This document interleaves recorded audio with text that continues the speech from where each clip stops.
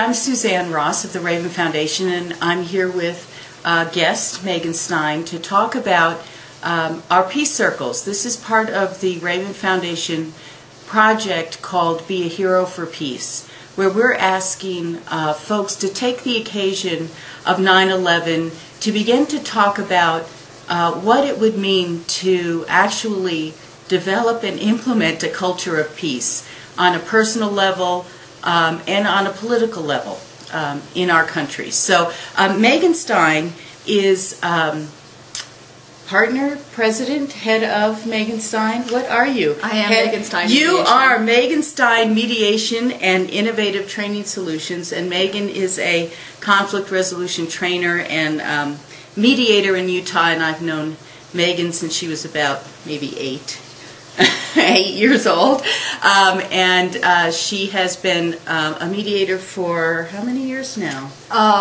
Going on 14? 14 years, right. Yeah. So Megan participated in the Peace Circle that we had last week, and afterwards she and I were talking a lot about the dynamics of the Peace Circle. And, we're trying to sort of establish this culture of listening and of being really respectful of one another. But my experience of our Peace Circle was, I said to Megan afterwards, I don't think everybody was paying attention, and I had this experience that some people weren't really listening to me, and Megan just opened up for me a very interesting way to imagine and to understand how other people are responding to me. So I wanted you to talk about that a little bit. Perfect. Well, I mean, there's a couple of things that I noticed from a conflict resolution and training perspective. And actually, Innovative Training Solutions is owned by my friend Tamara Fackrell, who helped, bring this information to the table as well. So I'm going to give a shout out to her. But in any event, what I noticed is that the Peace Circle is based on a listening model. And the idea, if you haven't looked at the Peace Circles yet, is that you have kind of the moderator who really just gets the process started and kind of helps gently kind of implement the rules. Enforce is a strong word, but implement the rules. And then literally you pass a talking piece around the circle, and when you have it, you speak, and when you don't, you listen. And what we found is that there was people who really struggled with that. They really wanted to jump in and speak. And so in our conflict resolution trainings through Innovative Training Solutions, what we've noticed is that there's a lot of different models. It's helpful to teach a listener model, and most conflict resolution trainings do, but what we recognize is there's also a talker model. So a talker model and a listener model. And the listener model works very much like the Peace Circles. People who are natural listeners are going to love this process because that's how you do it. You talk about something, and then you pass the talking stick to someone else, and then they tell their story, and then they ask you a question back and pass it back, and it's this really fluid, kind of not necessarily soft process, but a process where it's a listening-based process. It is. And you don't speak until it's your turn, and you know it's your turn because the speaker will pass you the stick, right? Or you'll ask a question that's speaker-focused, and then they'll pass the stick by asking a question that's listener-focused, right? So passing it. So that's kind of how that model goes. Talker patterns are dramatically different than the listener pattern. So in a talker pattern, you take the stick. Yes. I mean, in a few words, talkers usually speak pretty fast, and they're really excited about what they have to say. And the rules of the talker pattern is that you take the stick when you have something to interject, right? So and I have another thing to say, rather than listening and waiting for the stick to pass, I'll just take it right back. And the truth is that for listeners, this sounds appalling, but for talkers, that's the rules, right? It's appalling to them that you would have to wait. They feel like if you just wait for them to pass the stick that you're not interested, you're not engaged. And they don't really care, I mean, in some respects. So it's a big disconnect in just communication styles when you get a talker and a listener communicating, and you might have been... Well, that just opened my eyes, because I realized that even though I think of myself as a listener, I realize that part of the way that I communicate to someone that I'm listening is I say things. I say, oh yes, of course, and oh, that happened to me, and that sort of thing. And that's not part of the Peace Circle. It's this incredible discipline of not thinking about your experience and how your experience relates to what someone's saying, just listening. Right. And I realized afterwards, Megan, that really our whole culture is a talking culture, right? We talk in sound bites. It's short. No one ever finishes a thought. You know, when you watch TV and the shows, everyone's interrupting everybody else. There's no sense of fullness or completion for your thought, and that is the thing that people, when they leave the Peace Circle, say was the most meaningful for them. And it was because it's such a different experience. Oh, absolutely. And it's a different experience in a talker motivated culture where you have to be thinking about the really bright, amazing thing that you're going to add. And in doing that, it's very difficult to listen to the fullness of what's being said. Yes. So it's a forced listener model, which is a fantastic opportunity for listeners and talkers alike to listen and to hear each other out. It's just good to be aware of the fact that there are some people who are going to be really comfortable and gratified by it. Mm-hmm. There are others who are really going to struggle because it's breaking the rules for them.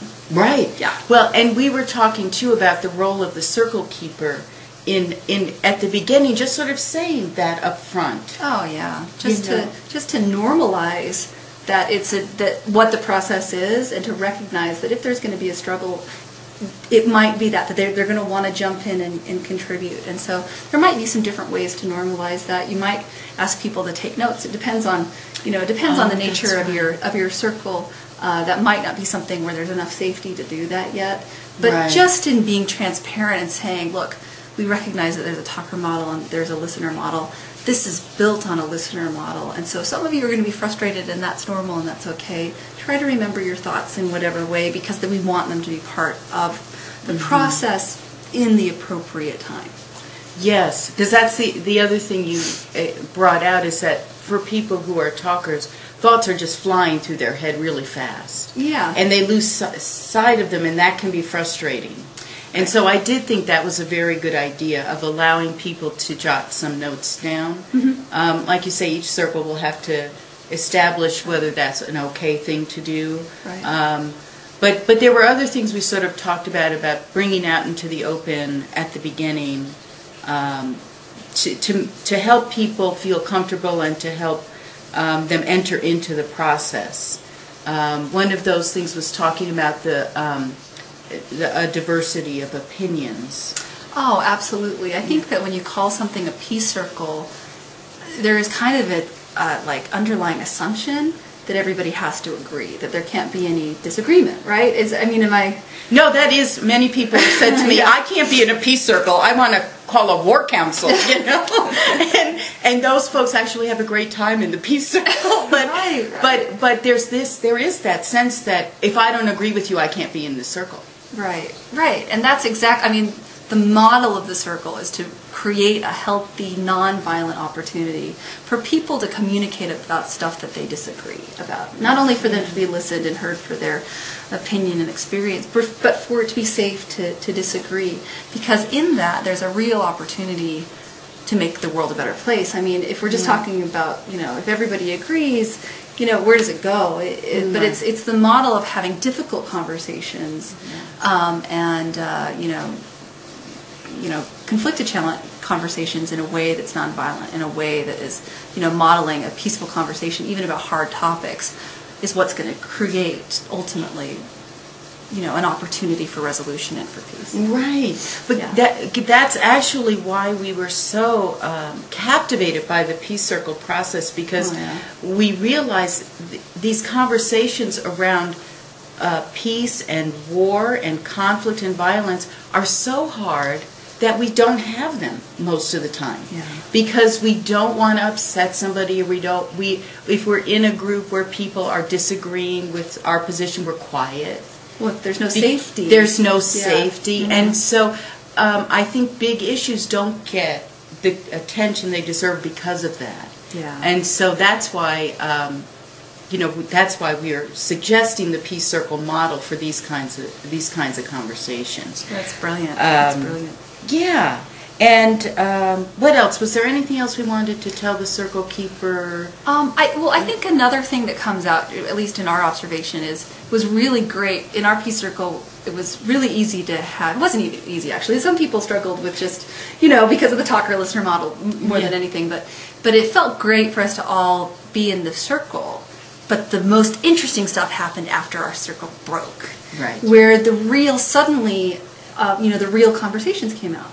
Really important conversations with people having different perspectives on both sides, and they broke out of the listener peace circle model, fell back into the talker model, which it's no problem. People can have great conversations in a talker model, but when they stopped listening to each other, they stopped hearing the merit and what was important from the other person, and started diminishing and devaluing the other person's experience. So it became, I mean, I don't want to say a war model, but it was right. But it was a different conversation that was not rooted in something that had the opportunity to be productive, which was sad because it was an important conversation that needed both of their perspectives in order to really flesh out the political dialogue, in the country. And these were two people that were in a position to really kind of innovate some change. And so in that, if we could take the peace circle with us, really, and be able to promote, these challenge conversations in a peace circle, nonviolent kind model, of way. Yeah, it was actually, if I remember the conversation, it was someone who was blaming Bear Stearns for the economic crisis, and we happened to have someone in our circle who had worked at Bear Stearns, and they and they couldn't listen to each other. And talk about an important conversation to have. Talk about the heart of kind of the economic and scapegoating whirl of crisis that we're in. It was right there. It was right there. And a great opportunity to say, wow, this is an important conversation. You have different perspectives on it. But how is this conversation, what's different about this conversation versus the way we had it in the peace circle? You almost wanted to bring out the talking piece. And start that now. You and now when you're quite done. Frankly, that's exactly what it needed. But it needed them realizing that, we don't have to have the talking piece in our hands to carry it around in our hearts. Exactly. And I think that's sort of the main point of the peace circle is not just what happens within it, but how you carry it with you. Out, and then bring things back to the circle and back and forth.